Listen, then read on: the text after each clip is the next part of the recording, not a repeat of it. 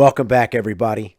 I recently was invited to a cigar and whiskey tasting event. It was an amazing experience, and the organization gave me an opportunity to showcase some of our cigar ashtray designs.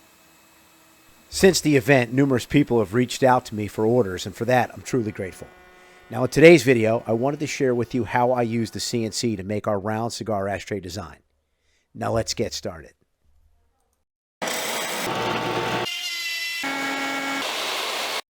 East Wing Woodworking. Now, the first thing I have to do is take these milled 6/4 boards and cut them into smaller pieces, or what I refer to as blanks.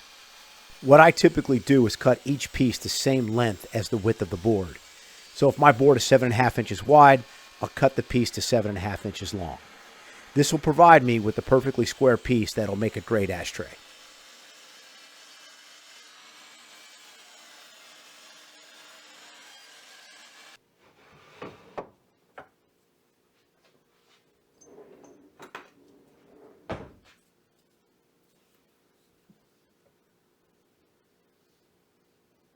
The first thing we need to do is take this blank and secure it to the wasteboard. I use a combination of anchor clamps and carpet tape.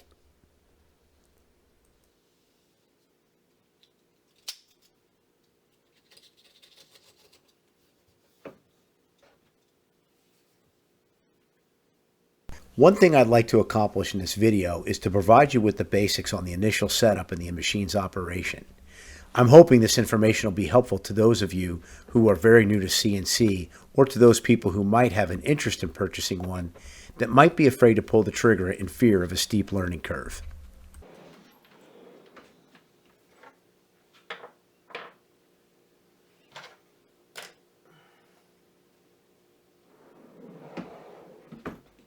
You'll have to excuse me as I'm having a little bit of an OCD moment right here.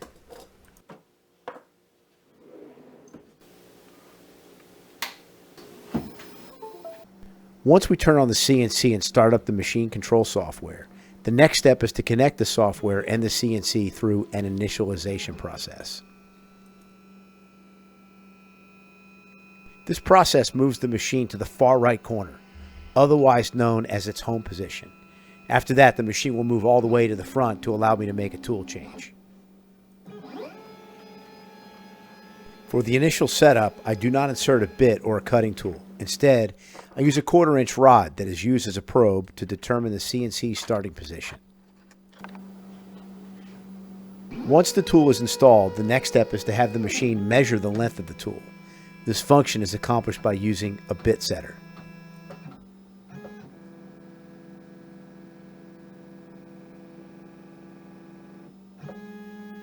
Once the tool's length is determined, the machine will move back to the front position.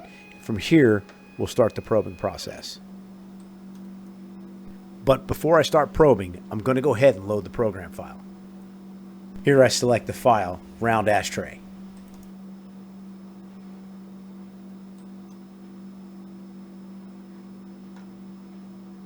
Before I can start the program, I have to zero my workpiece so the machine knows exactly where to start. This accessory is called a bit zero and helps achieve this task. I set the bit zero on the corner of my workpiece and attach a magnetic lead to the spindle. This lead allows your spindle to create an electrical connection between it and the device. Now, the included carbide motion software has a built-in probing function that moves the spindle within the bit zero, automatically calculating X, Y's, and Z's zero.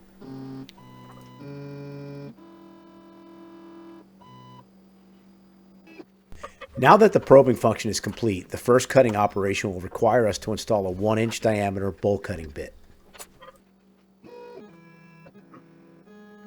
Once installed, we then are prompted to set the speed of the router and begin the machining process.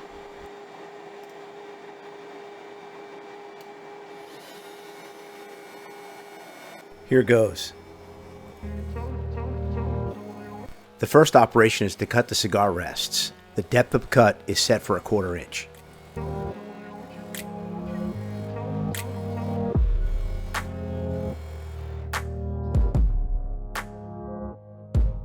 The second operation is to mill out the bowl in the middle.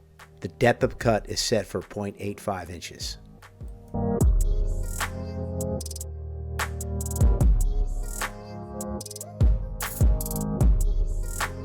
For those of you who own a Desktop CNC and would like to make this project, I have detailed instructions and the C2D files with all the tool paths for sale as a digital download on my Etsy store. Please check us out at East Wing Woodworking. I'll put a link in the description below.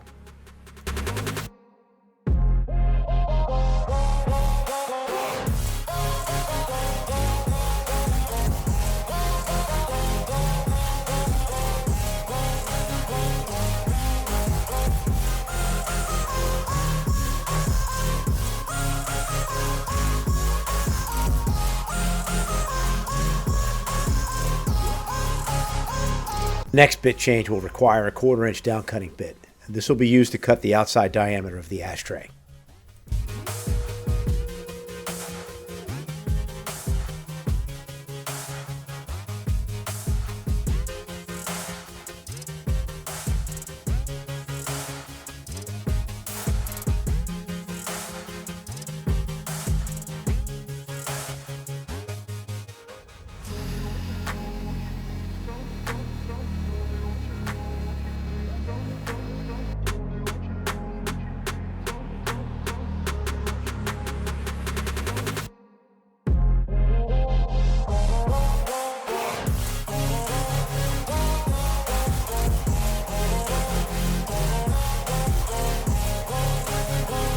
For each pass, I set the machine to remove 1/8 of an inch of material, or half the diameter of the bit.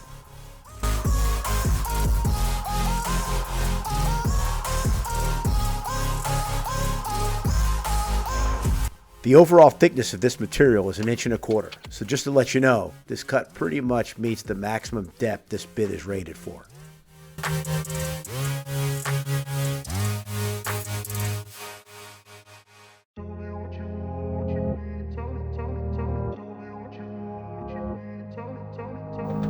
Now all that's left to do is remove the finished piece and proceed with sanding and finishing.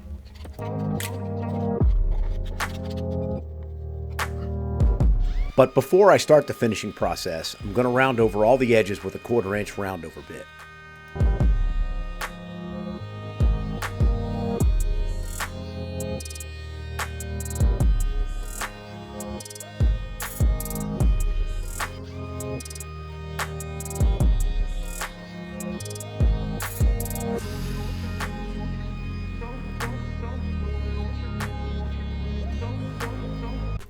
I've had a few people ask me to go into detail on the finishing process.